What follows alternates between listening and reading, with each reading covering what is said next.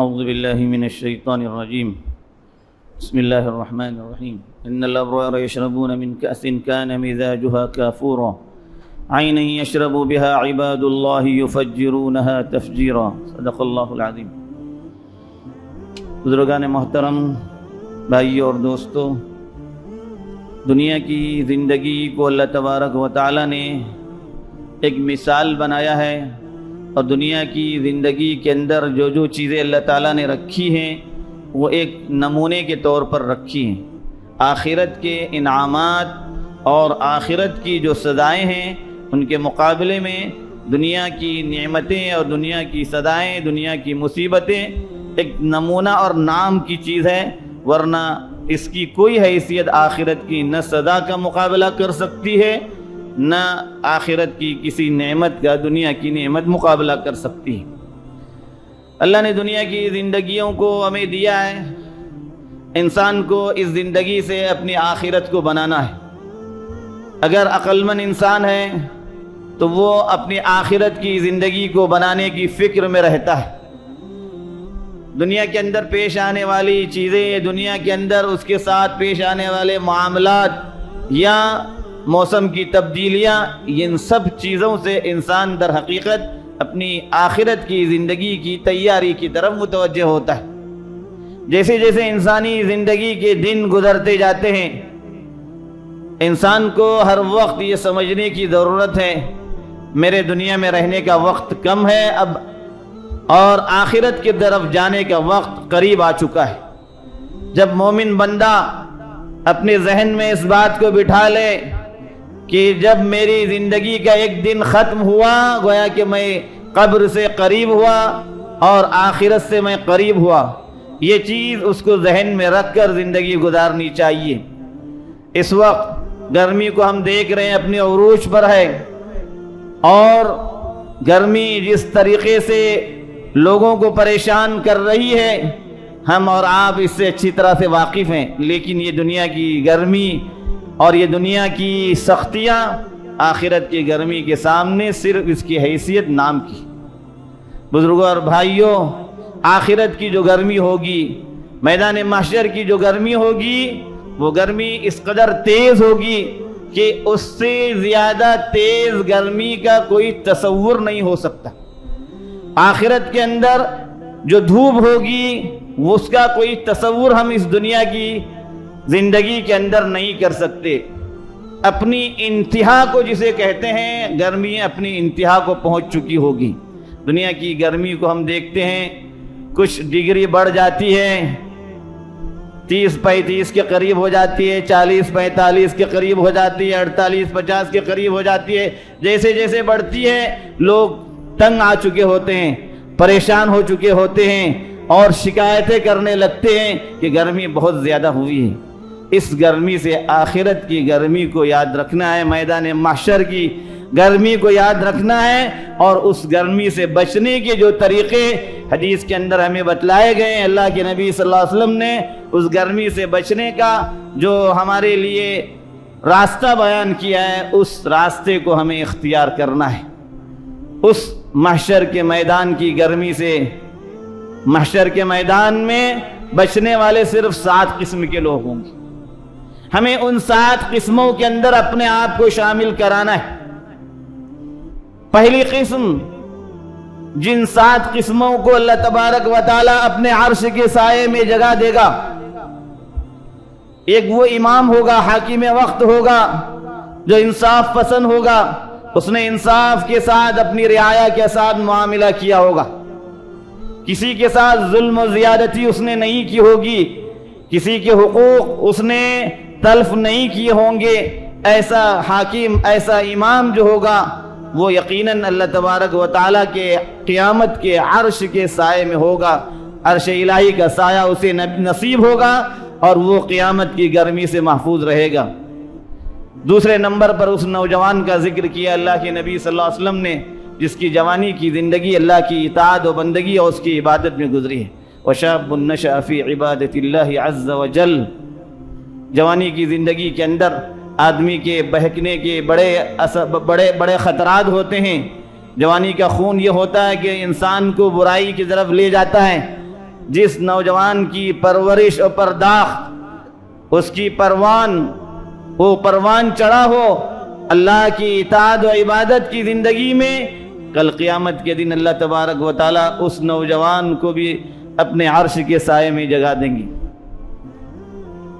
اسی طرح سے اللہ کے نبی صلی اللہ علیہ وسلم نے ایک آدمی کے متعلق فرمایا، رجل و رجلان تحابا فی اللہ اجتمعا علیہ وتفرقا علیہ، دو ایسے آدمی جنہوں نے آپس میں ایک دوسرے کے ساتھ محبت اس لیے رکھی ہوگی، اللہ کی خاطر ان کی محبت ہے، اللہ کی خاطر ان کا جمع ہونا ہے، آپس کے اندر ان کی عداوت اور دشمنی ہوگی تو اللہ کے لیے ہوگی، اور اللہ کے لیے محبت اللہ والوں سے ہوتی ہے، اللہ کے لیے محبت اللہ کے ان بندوں سے ہوتی ہے جو نیک بندے ہوتے ہیں، جو نیک عمل کرنے والے ہوتے ہیں، جو اللہ کی طرف بلانے والے ہوتے ہیں۔ چنانچہ دو آپس میں اس طرح سے محبت کرنے والے لوگ اجتمع علیہ وتفرق علیہ، ان کا ملنا بھی اللہ کے لیے تھا، ان کا الگ ہونا بھی اللہ کے لیے تھا۔ تو معاملہ پورا کا پورا انسان کا اللہ کے لیے جب ہوگا تو یہ بندے کل قیامت کے دن اللہ تعالیٰ کے عرش کے سائے میں ان کو اللہ تعالیٰ جگا دے گا، اور محشر کے میدان کی گرمی سے وہ بچنے والے ہوں گے۔ اور ایک آدمی جس کے متعلق اللہ کے نبی صلی اللہ علیہ وسلم نے فرمایا،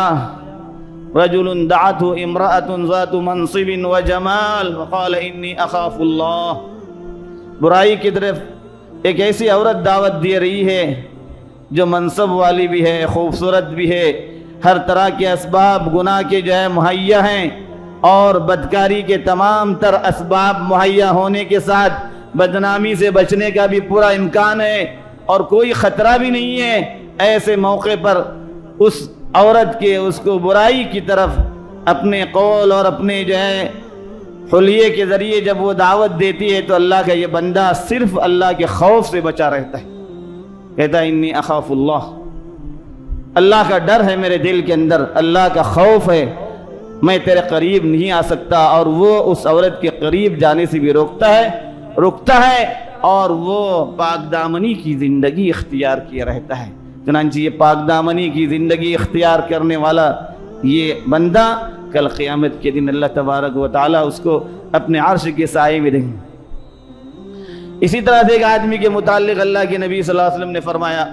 رجل قلبہ معلق بالمساجد، ایک وہ شخص جس کا دل مسجد سے لگا ہوا ہے، مسجد میں آنا جانا رہتا ہے اس کا، اللہ کی اطاعت، اللہ کی عبادت، نمازوں کی پابندی کے لیے۔ مسجد سے دل کا لگا رہنا یہ ہوتا ہے کہ ایسا نہیں کہ وہ زبردستی کے لیے مسجد میں آئے، فرض نماز کی ادائیگی کے لیے ایسے وقت میں آئے کہ بس ابھی جماعت کھڑی ہو چکی ہے یا کھڑی ہونے والی ہے اور جماعت میں حاضر ہوا فوراً نکل گیا، اسے مسجد سے دل کا لگا ہونا نہیں کہتے۔ مسجد سے آدمی کا دل وہ ہے لگا ہونا، اس کو کہتے ہیں جن کو مسجد کے کھوٹے کہا گیا۔ اللہ کے فرشتے ان کو تلاش کرتے ہیں، جو مسجدوں کے اندر بیٹھے رہتے ہیں، اللہ کے ذکر میں مشغول رہتے ہیں۔ چنانچہ جس کا دل اللہ تعالیٰ کے مسجدوں سے لگے ہوں گے، کل قیامت کے دن اللہ تبارک و تعالیٰ ایسے بندوں کو اپنے عرش کے سائے میں جگا دیں گے۔ ورجل، ایک وہ آدمی جس نے اللہ کی راہ میں مال اس طرح سے خرچ کیا ہوگا کہ دائیں ہاتھ سے دینے پر اس کے بائیں ہاتھ کو بھی خبر نہیں ہوگی، مخفی لوگوں کی ضروریات کو پورا کرنے والا ہے، لوگوں کے اندر نام و نمود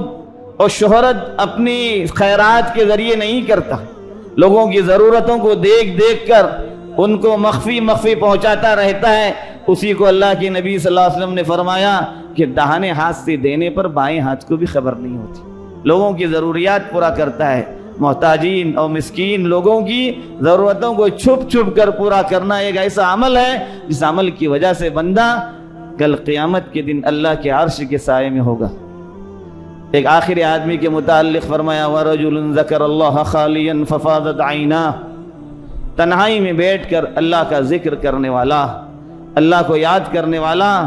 اللہ کے خوف سے اس کے آنکھوں سے آنسو نکل آتے ہیں۔ اللہ کی یاد اور اللہ کی ذکر سے تنہائی میں جب وہ بیٹھتا ہے، جب کوئی اسے نہیں دیکھ رہا ہے، چاہے وہ مسجد میں ہو، اپنے گھر میں ہو، کسی جگہ ہو، وہ تنہائی میں ہوتا ہے، سوائے اس کی کوئی اور نہیں ہوتا، وہ اپنے اللہ کو یاد کر رہا ہوتا ہے اور اللہ کا ذکر کر رہا ہوتا ہے۔ اللہ کے خوف سے اس کی آنکھوں سے آنسو نکل آتے ہیں۔